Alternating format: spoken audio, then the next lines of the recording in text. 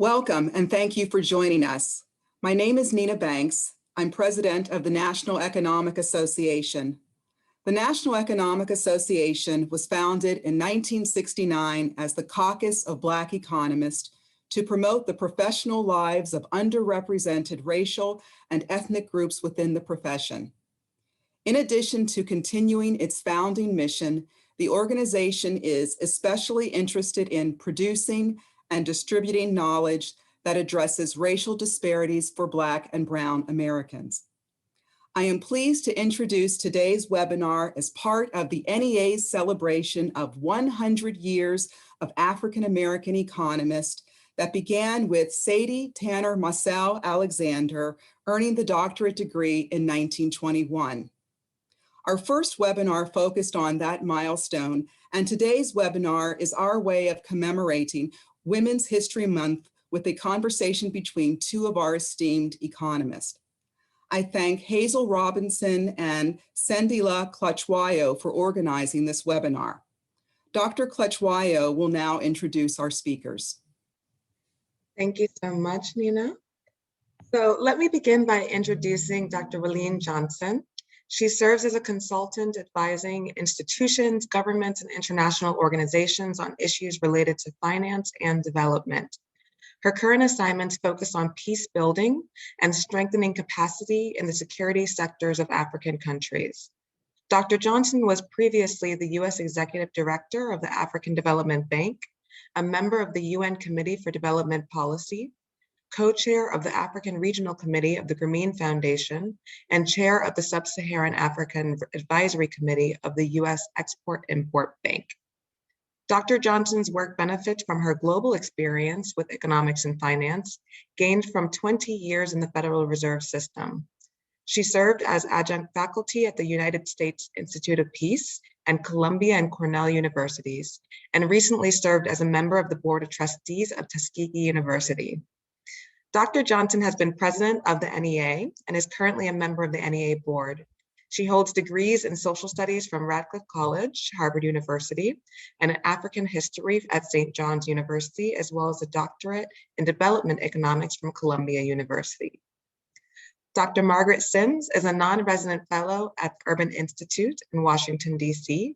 Until March 2017, she directed the Low Income Working Families Project at Urban, and prior to joining, she was Vice President for Governance and Economic Analysis at the Joint Center for Political and Economic Studies.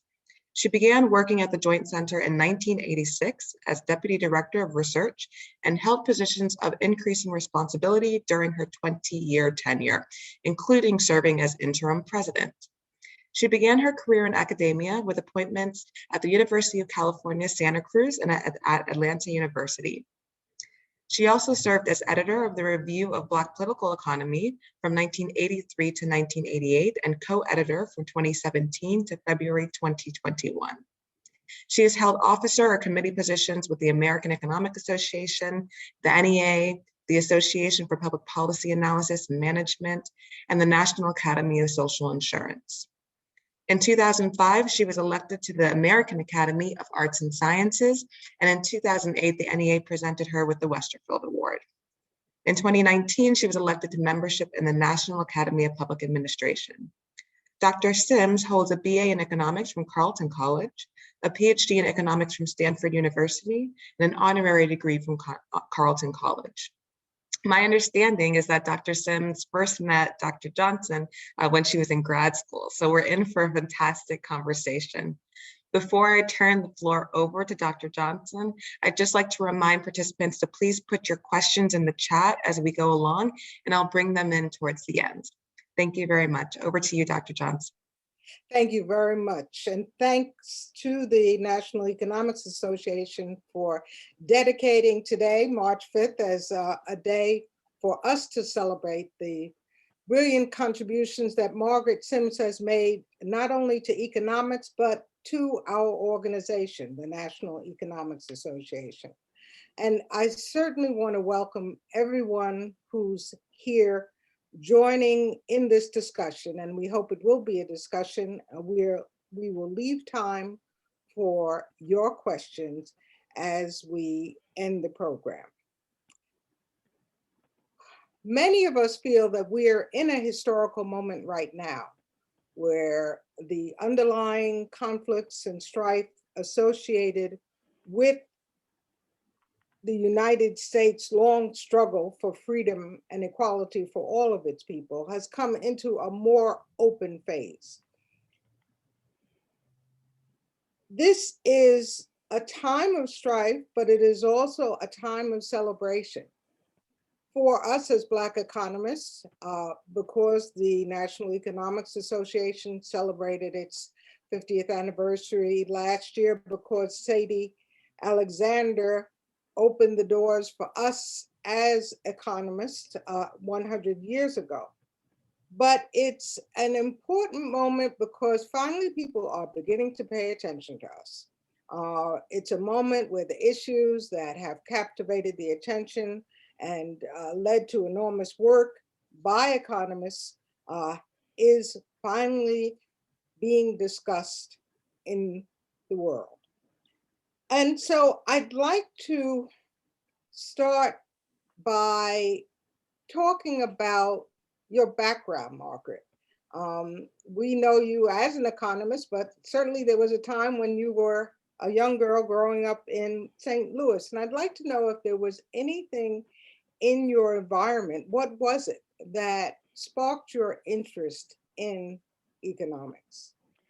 Well, it's interesting, Willene. I, as you say, I grew up in St. Louis, and I must say that we met through the Danforth Foundation Fellowship Program, Danforth being a big name in St. Louis.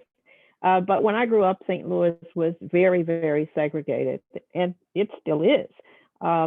But at that time, there were segregated schools, officially de jure segregated schools, which meant that when I started kindergarten, I went not to the school closest to my house because we had moved into a new neighborhood.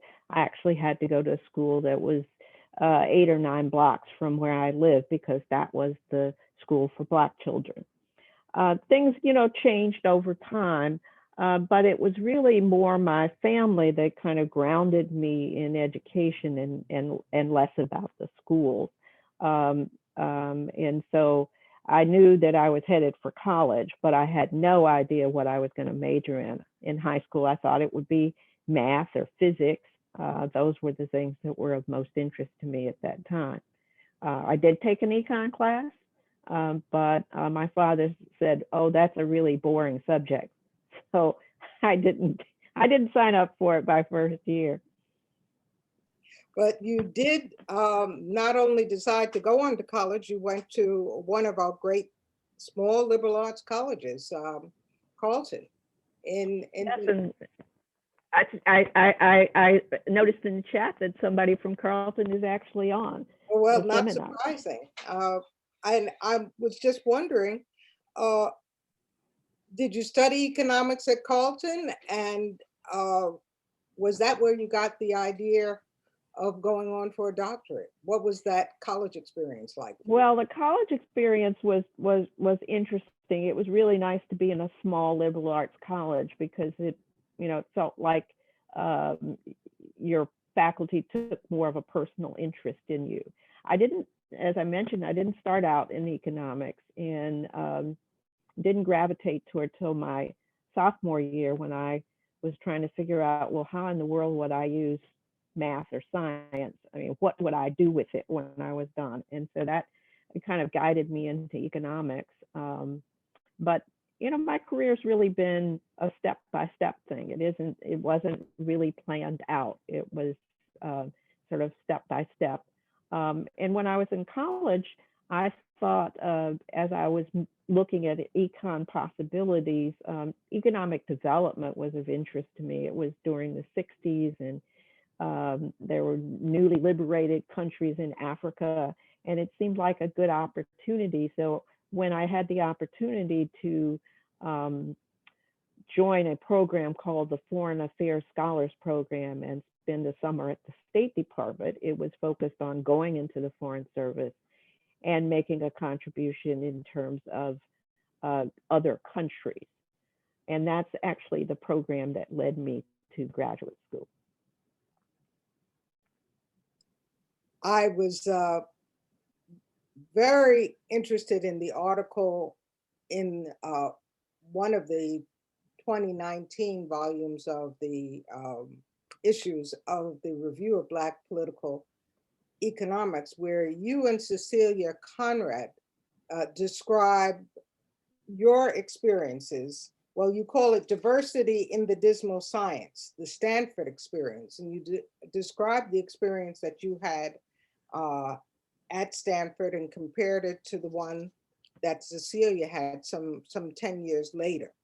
The first thing that struck me about the article was how well written it is, how easy it is. Despite what your father said about economics being dull, this was a very kind of exciting story to read. And I wonder if you can give me a hint of how you learned to write so well. Well, some of it is practice. I think certainly when I was in school, I had a lot of practice. I was in a program in elementary, junior high school where we spent a lot of time diagramming sentences, which I don't think people do much anymore, but it helped you with sentence structure. And we did have a writing class in college that was also required. But I think, over the years, really the experience in policy organizations has helped to refine the kinds of writing skills you need to get your message across to a variety of audiences. Well, you talk about a variety of audiences. I think one of the challenges that we often have is figuring out what's appropriate for that audience. So I'm kind of curious about how you developed that research agenda that you had, either personally or for your group. In terms of the kinds of research that it's something that has evolved. And as I look at times in the policy institutions I've been in, what we work on really is a combination of what's of interest to us and what's of interest to funders, because in policy organizations, you really are dependent upon foundations, government agencies, and so on to support your work. And because they have a variety of audiences, that often dictates how you, both how you pitch your work, how you frame it, your clarity of exposition. I mean, one of the stories I think about, I won't name the specific economist, but there was an academic economist who was working with us at the Joint Center. And the first draft of the paper, my response was, this is not a mystery story. You don't have to save the conclusions for the last page. Because often when you're writing for policy audiences, you got to get that right up there at the front so they know what they should be looking for and what the bottom line is for them.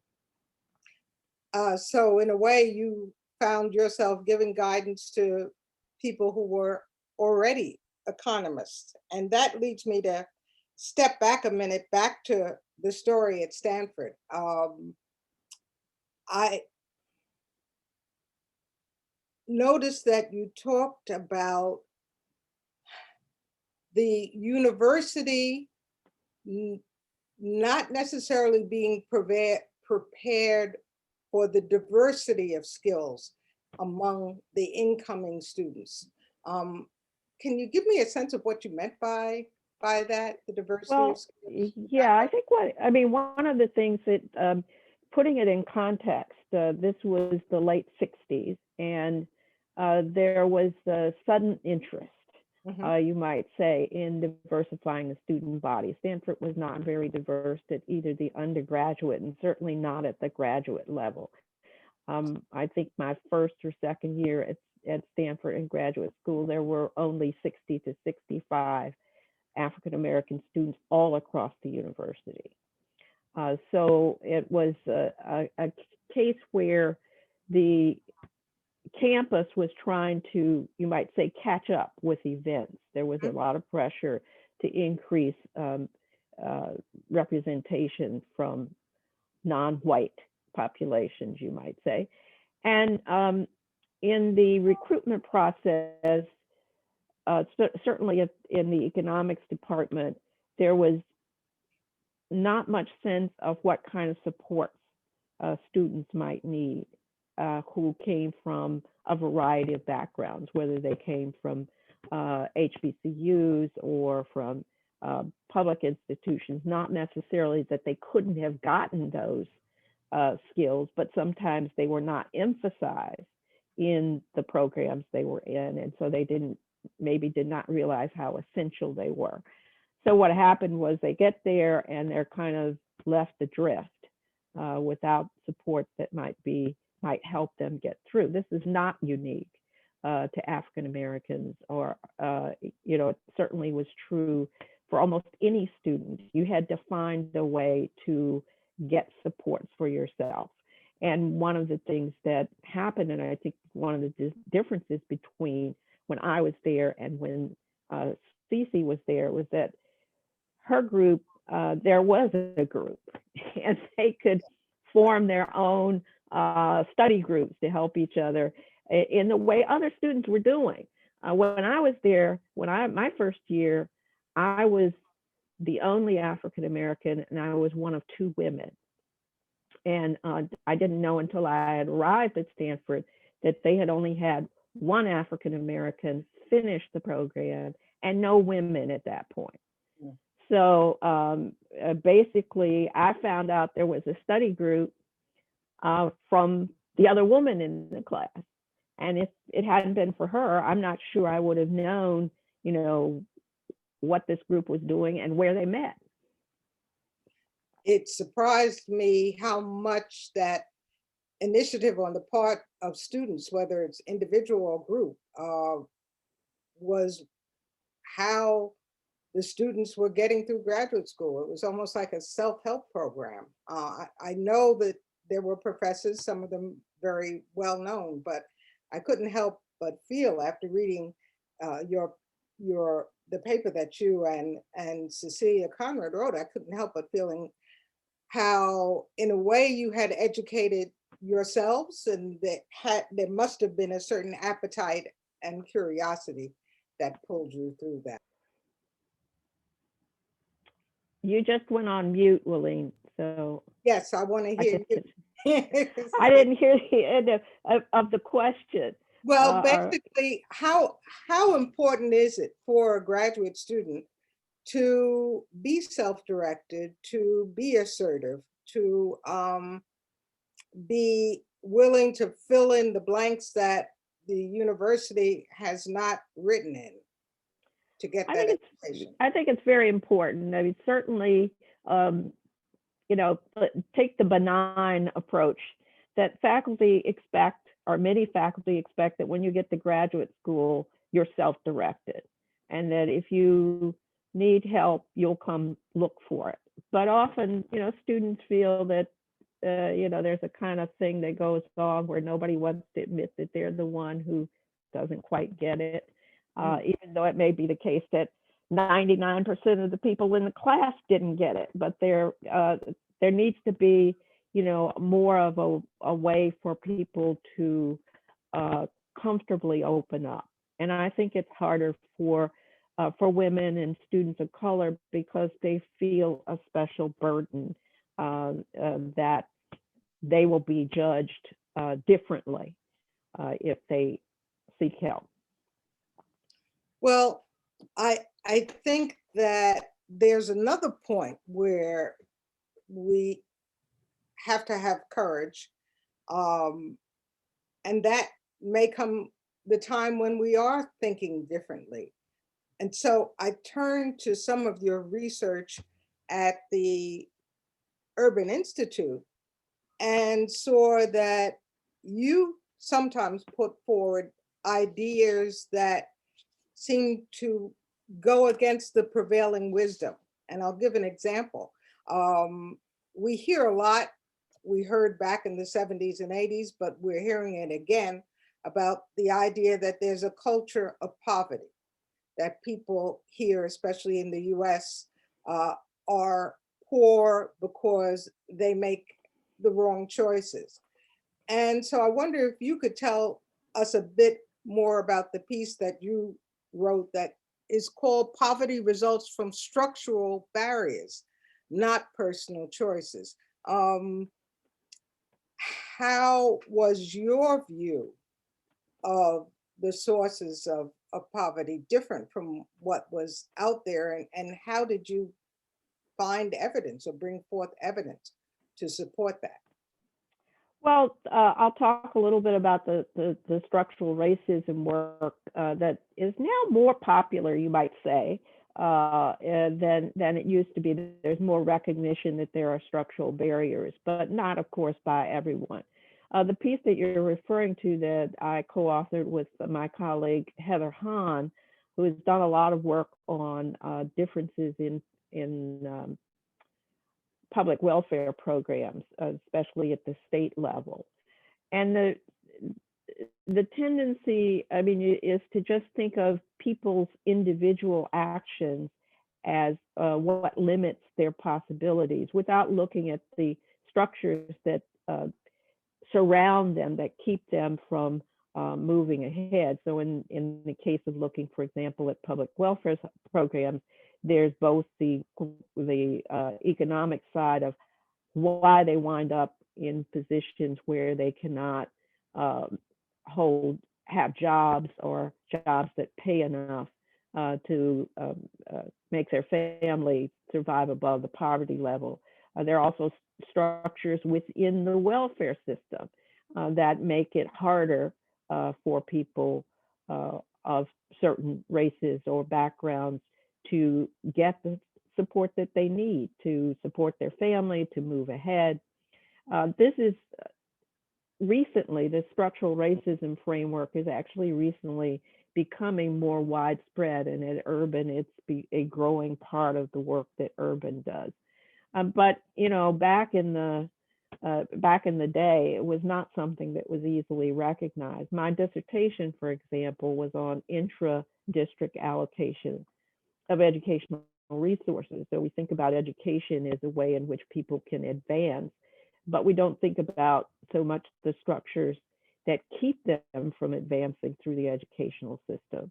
Now, they didn't call it structural racism, or it wasn't a formal term, but that's the kind of thing that I was looking at. And it was really hard to find support for getting through the dissertation because it was not the kind of thing that was really a focus of attention then. You then were doing research that really could have an impact on the policies that were being created. And I'm particularly interested in your experience at the Joint Center because, well, first, if you could tell us something about the Joint Center, what was unique about it, and that direct contact that you had with people who were making policy decisions. Okay, yes, the Joint Center for Political and Economic Studies, which at the time I joined it was the Joint Center for Political Studies. And in spite of what some people say, I'm not the reason they changed the name. But it was started in 1970 at a time when a lot of organizations were getting started. It was designed to assist Black elected officials. At that time, there was a growing number of Black elected officials in primarily at first small towns who had not had the benefit of experience as a structural racism feature right there. When you're kept out of government, it keeps you from knowing how to run government. So having been elected, the Joint Center thought that these elected officials needed technical assistance. Many of them needed to apply for grants to get roads paved, to get water systems upgraded. And the Joint Center provided that kind of technical support. But over time, they noticed, they did sort of a check-in at the end of the first decade and found that elected officials were getting more sophisticated themselves. They didn't need help with applying for grants. They needed more policy information. and policy analysis. And that's when the Joint Center turned to doing more research. But it was still connected to what was a growing number of Black elected officials, over 10,000 by the time I left the Joint Center. And so that was a way of directly engaging with policymakers. But I noticed in reading your extensive CV that you continued to publish in scholarly journals and also to become the editor of the Review of Black Political Economy. What was that like? What is your experience? What was your experience as, well, your experience as an editor, and how does an editor impact the work of other economists? Well, I think there's certainly several levels on which an editor can influence or at least support the work that economists want to do, particularly if it's work outside of the mainstream, you might say. When I became editor, it was just after the first, you might say, the founders group, because the Bob Brown at the Black Economic Research Center is the one who founded the review, and it operated out of his organization for the first 6 years. Lloyd Hogan, who was affiliated with Burke, was the editor, well, until later in the years. He had been the longest serving editor, and he had a certain way of developing articles and getting articles for the review. So when he handed it over, I was kind of like, well, how am I going to keep this going? And there are a lot of things that worked to make the review attractive. As you talked earlier, there were subject areas that were not maybe so prominent in other journals. And I remember, for example, one of the things I used to do to solicit more articles other than those that just came over the transom was to chase people who presented at an ASSA down the hall after their session and say, wouldn't you like to publish in the review? And there was one person who I thought, oh, this article is perfect for the review. And his initial reaction is, I'm going to try to get it published elsewhere. And after a few months, he got back to me and he said, you know, this really is the right place for it. And part of it was he didn't get the pickup in other journals. And I think that that's one of the important things about the review, is that it provides an outlet for good research, but research that perhaps is outside the mainstream of the journals in the profession. And I know that when I was looking for articles about your work, I was struck by how many interesting articles there are in the review, and how I know I'm been stimulated now to go back and read and reread some of the pieces that are there. And that simply reminds me of the fact that you're viewed as someone who has not only helped to maintain the review and the quality of the review, but you've helped to maintain the vibrancy of the National Economics Association. I wonder if you could just share how you first found out about the National Economic Association. Well, it's one of those word of mouth things. When I was a graduate student at Stanford, I audited a class that Dick America taught in the business school on Black business development. It was part of me trying to actually find courses around the campus that I thought would help build my urban field, because there really wasn't an urban field at at Stanford. There were just 2 courses in the economics department. So I got to know Dick through auditing the class. He probably remembered me for the smart aleck remarks I sometimes made, but Dick would appreciate them. So when the NEA started as the Caucus of Black Economists, and they were looking for younger economists to join, Dick recommended me. I got invited to the ASSA meetings in New Orleans in '71, I believe it is, where they had C.Z. Wilson and Thad Spratlin at UCLA had a grant that enabled them to assemble some people for panels and so on. And they brought a number of the graduate students in. I remember that's where I met Barbara Jones and Bernadette Sacheray, who were also finishing up their graduate work.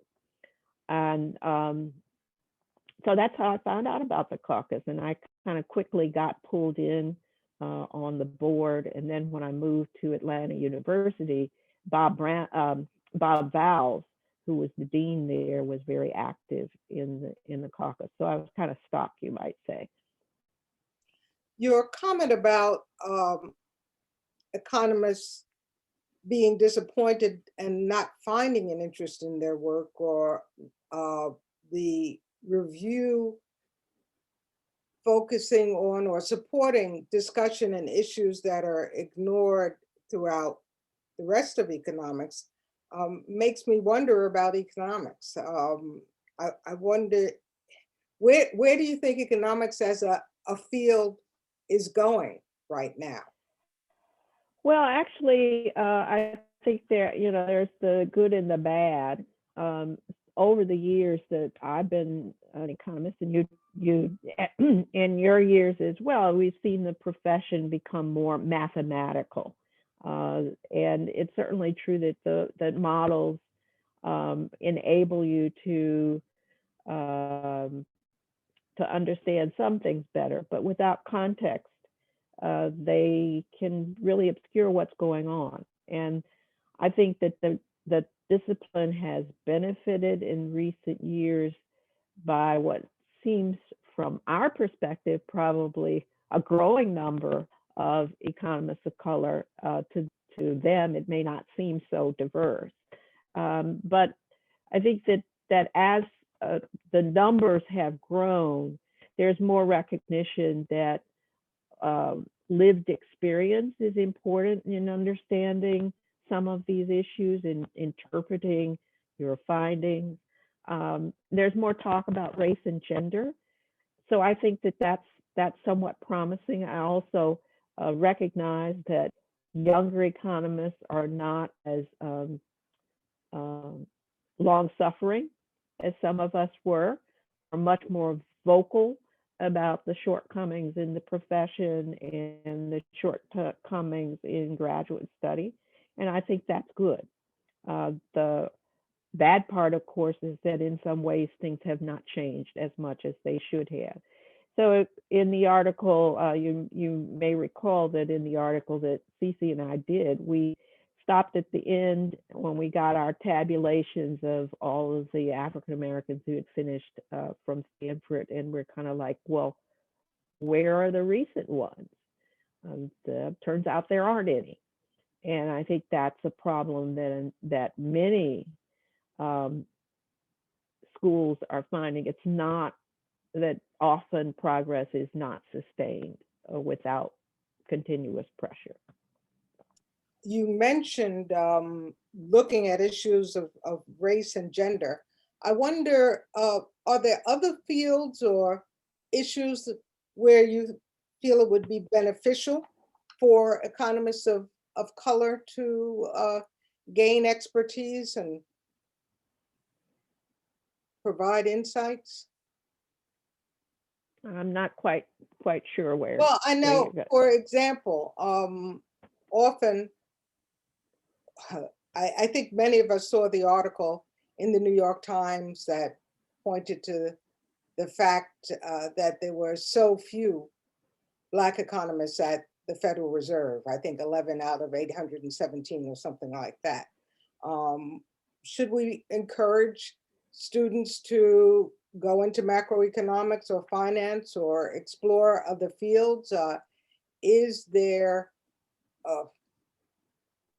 more room for us in many different fields is one of my would we? Well, I think there's room. Yes, I think there's certainly room in all of the subspecialties of economics. I think we can't that the discipline benefits from having diverse views across the whole spectrum, whether it's model building or macro policy. I mean, right now, meeting today, one of the big debates is about whether the stimulus package is too big, too small, just the right size, because we have one group over here at the Fed looking at macro trends, and we have other people looking at infrastructure development. I think we need to be in all the areas that will have impact, and that's, there's no wrong field in some ways. Thank you. I think that's very encouraging to me that we should follow our interests and recognize we can add something wherever we go. Well, I see we have some questions, and I'd like to open the floor for the questions, and I'd encourage the other panelists as well as the audience to pose some questions, and I believe Sandila, you'll be handling them for us. Thank you. Sure, thank you so much. So I'll start to bring in some of the audience's great questions. So first up, Samuel Myers notes that Thorsten Veblen was also a Carleton graduate, although he studied under John Bates Clark, and he asks whether your Carleton experience introduced you to Clark or to Veblen. I hope I'm saying Veblen right. Veblen, Thorsten Veblen, yes. Yeah, well, not to Clark, but Carleton, the Thurston Veblen story was very big. And actually, when I was a student, one of the speakers one year was John Kenneth Galbraith, and he brought to the college a copy of some classic, I don't remember now what, that had been Thurston Veblen's personal copy. I don't know how he got it. But Veblen was not necessarily the most beloved economist. He was a bit iconoclastic. Fantastic. So Angelino Vichesa offers a hypothetical. He says, suppose both of you have a magic wand. What would be the one policy that you would implement across the profession to broaden participation? And you've touched on this a little bit, but Lee Badgett followed up with, where do you hope that economists go next in terms of research methods and topics? So if both of you could offer your perspectives on those two questions.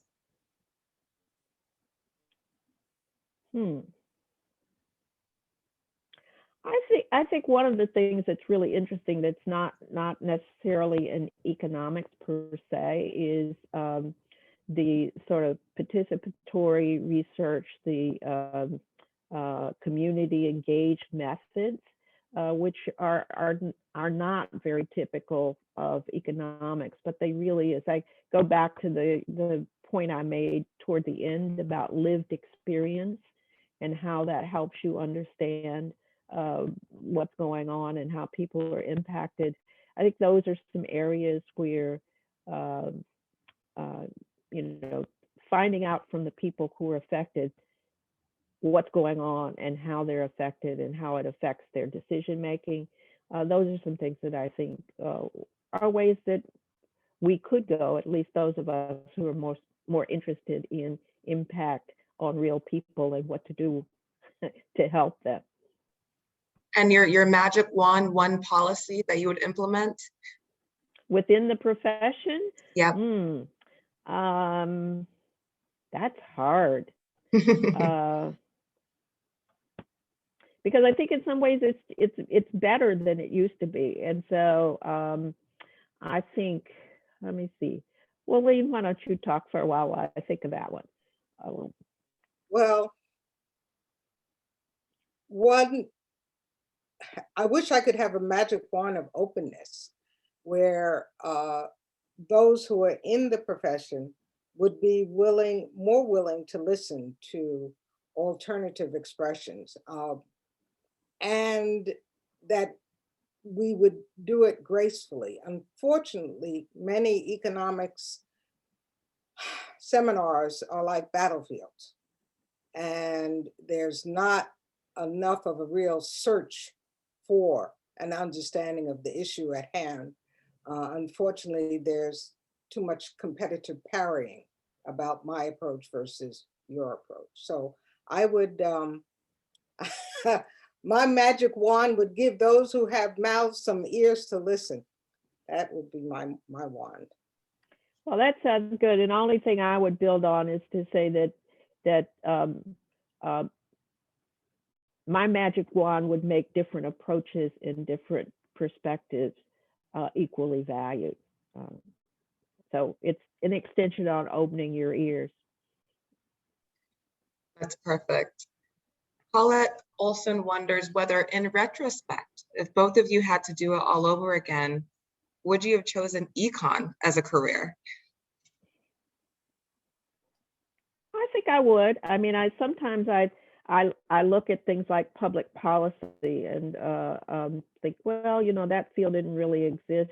Would that be something? And then I realize, you know, that economics gives you a lot of good tools, tools that are useful in both trying to understand things and in trying to convey concepts and strategies.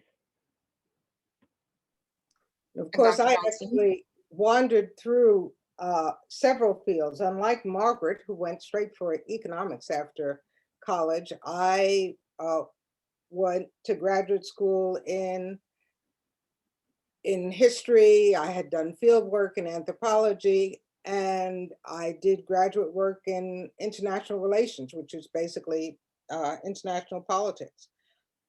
I ended up with economics because I just fell in love with it. I was in the School of International Affairs. I sat in on an economics department, and I just loved the models, loved the way of distilling your thinking into a model, and thought that it was a better way of dealing with the subjects I was interested in than some of the other fields that I had wandered through previously. Very good. So this is a question directed at Dr. Simms in particular. B. Deans notes that your dissertation topic is one which would have, exposed the disparity between the distribution of resources in America between different ethnic groups during the fight for civil rights and human rights. And typically one is encouraged to choose a topic of interest for the masses, particularly one's graduate committee. Do you consider that to be a mass? Now, given the time frame of your research in the topic, did you have challenges in getting support for your research? So financial, academic, moral, ethical, from your graduate committee? And were you and your committee surprised by the results of your study? And if so, in what ways?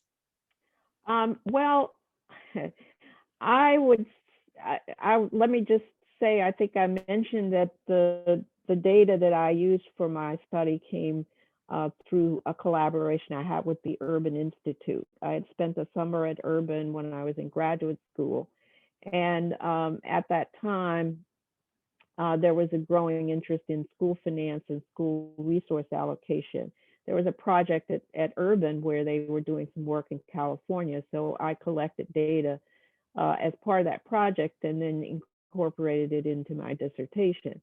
I must say that it was hard getting support or encouragement around the subject, but I was fortunate in that Henry Levin, who is an economist, he was in the School of Education and not in the economics department, and so he couldn't be my advisor, but he could be on my committee, and he was very helpful in helping me shape the arguments and in helping me get the dissertation through the approval process. Very, very good.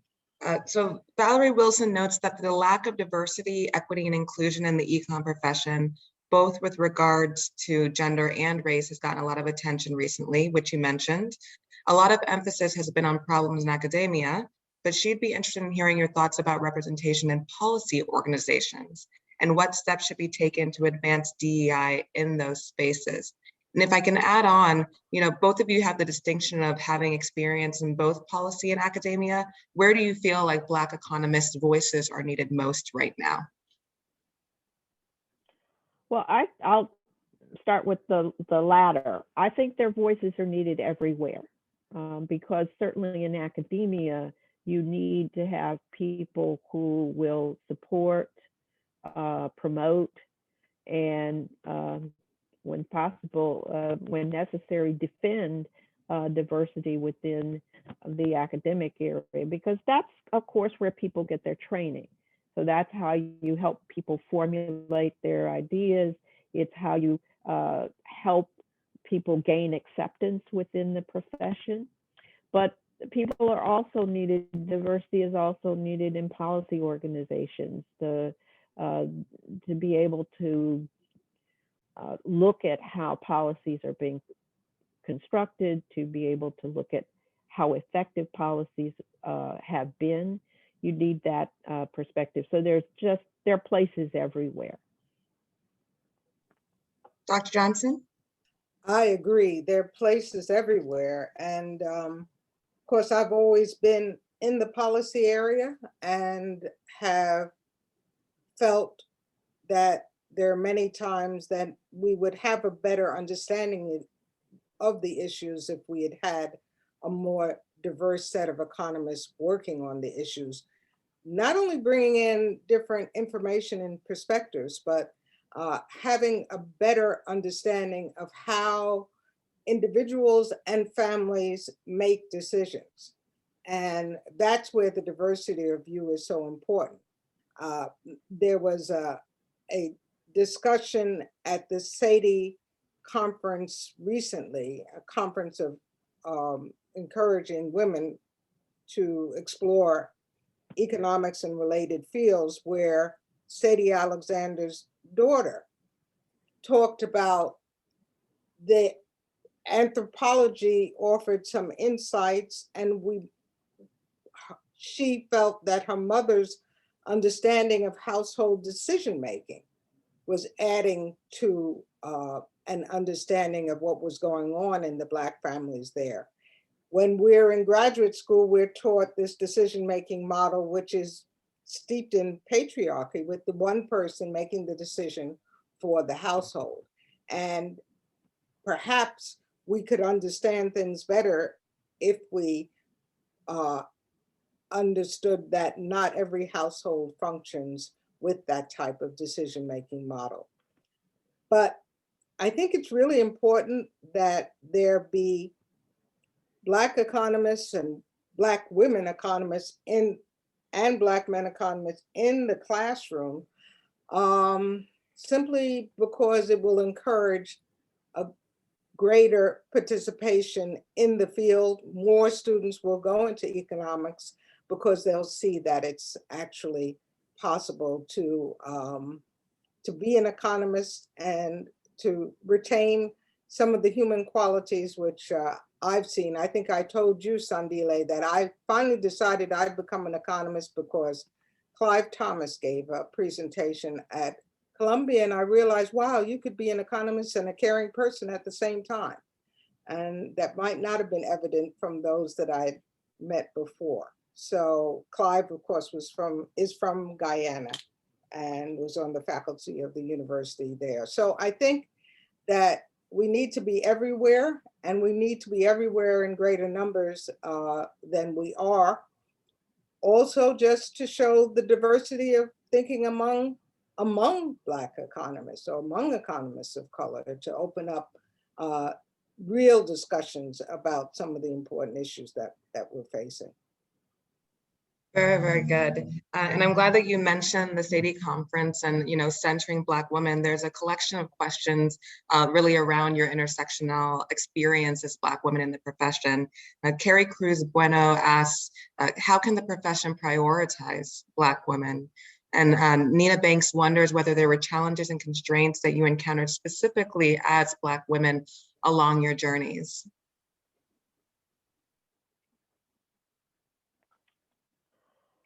Certainly there were there were the kinds of things you can't put your finger on necessarily, where something happens. And I remember when I had one professor that I was having trouble moving ahead with what needed to get done. And I said, well, is it because I'm Black? Is it because I'm a woman? So I actually went around to different people in my class or right ahead of my class. So I, went to one of the other few Black people, and yeah, he got treated the same. And I went to a woman, and yeah, she seemed to be treated the same. So I decided I'd go to a white guy. And I asked him about, when you intersect with this professor, does this happen? Or, does he not get back to you or cut you off or whatever? Yeah, he does. And so I decided, well, in this case, it was really somebody who doesn't like students. It was nothing extra personal. And that made it a little bit easier and to sort of reconcile myself, and also a little bit easier to figure out how to deal with it. So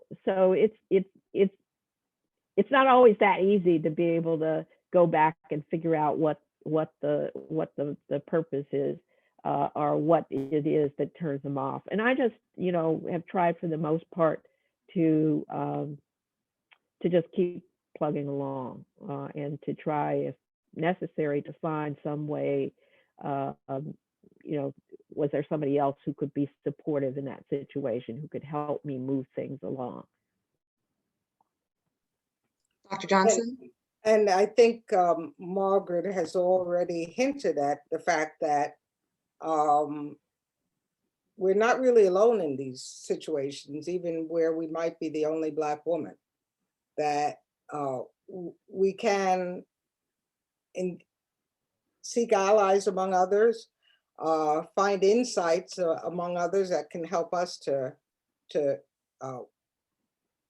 get to where we want to go. But it certainly isn't a friendly experience. And my reaction to it being, to my graduate school experience being somewhat hostile, was to graduate as quickly as possible. So I was the first in my class to deposit and get out the door. But I went to graduate school with a family, and I intended to get out there and work to help support that family. So I just finished as soon as I could. But if we sat and thought about how at times we felt invisible, how we were at times told that, well, you don't belong here. And why do you want me to get out of this class? What do you mean you're the teaching assistant? That you have a class here? Things, or, oh, this is an economics conference. Are you sure you know where you're going? I had someone tell me that at MIT, that I must want the design conference that was around the corner. I couldn't be there for an economics conference. So, yeah, I guess there is some little bit of trauma associated with that. But the important thing is just that I wanted economics. I really like economics. I find it's an interesting, exciting field. And whether you like it or not, I'm here. And so I just kept forging through.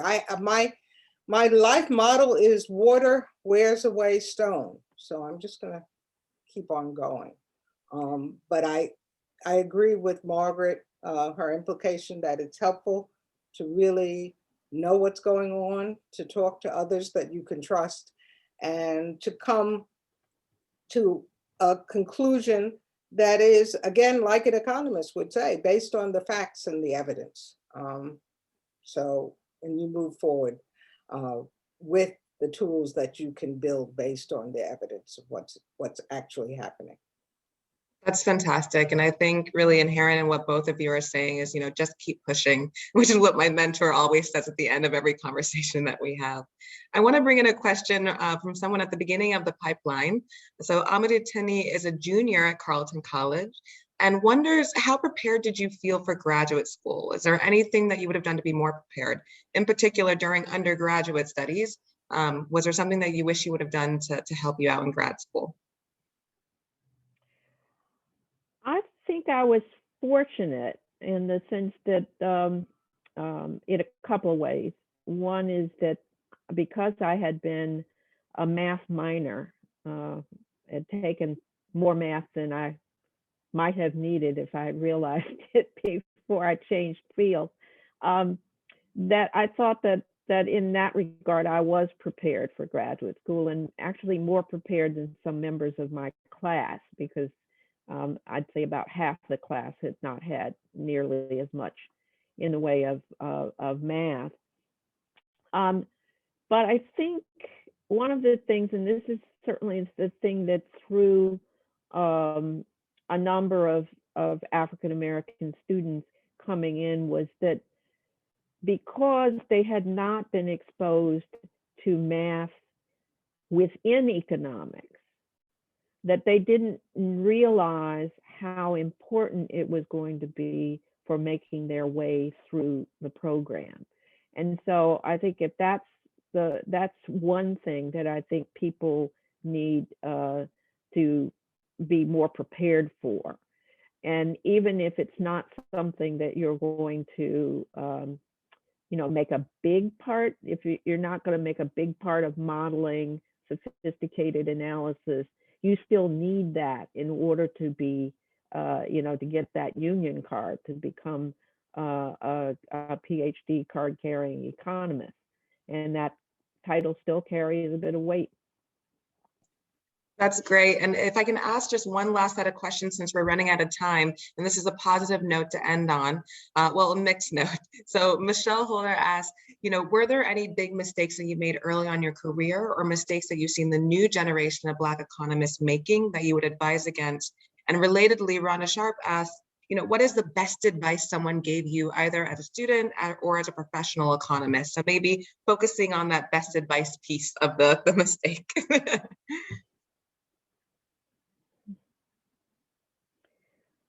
I think actually, I can't say that I had the best piece of advice given to me. I found my best advice by observing, by looking at what people did and the choices that they made. Some of them won't fit for you, but it's useful to see what people choose and how they have shaped their careers. I think that's one of the things that I would think of. And did I think I made any mistakes? Probably, but I don't really regret anything that in terms of the twists and turns that my career took. I thought I learned from every one of them, and that I was able to contribute in any of the places I was. And Dr. Johnson, best advice you've ever gotten? No, I'd like to just leave it on Margaret and take the 1 minute that's left to thank her very much for continuing to inspire us, not only by her research, but by her personal journey and her willingness and readiness to explore the real facts of economics and to lead us to make policy interventions that are based on evidence and based on the fact, and that ethics and honesty and commitment to the field, to being a first-class economist, is something that I appreciate and still take as as action that inspires me to be better. So thank you, Margaret, for everything that you've done to inspire us and to keep the National Economics Association a very relevant place for everyone who is committed to a true investigation of the life and experiences of Black people in this country and in the world, and committed to good economic scholarship. Thank you for that. Thank Well, you. and thank you. Thank you, Willene, for being along on most of the journey. It's been a pleasure. And so on that note, we will close out. I'd like to thank everyone for joining us, especially to you, Dr. Simms and Dr. Johnson, for that fantastic conversation. Video of this event will be posted to the NEA website and on YouTube. So please feel free to share it with those of you that couldn't make it today. And then just a couple of final announcements. Please remember to submit your papers and session proposals for the NEA sessions at the 2022 AEAs before April 15th, and look out for the invite for April's webinar, which is going to feature Dr. Michelle Holder. See everyone next time. Goodbye. Thank you. Bye. Bye. Thank you.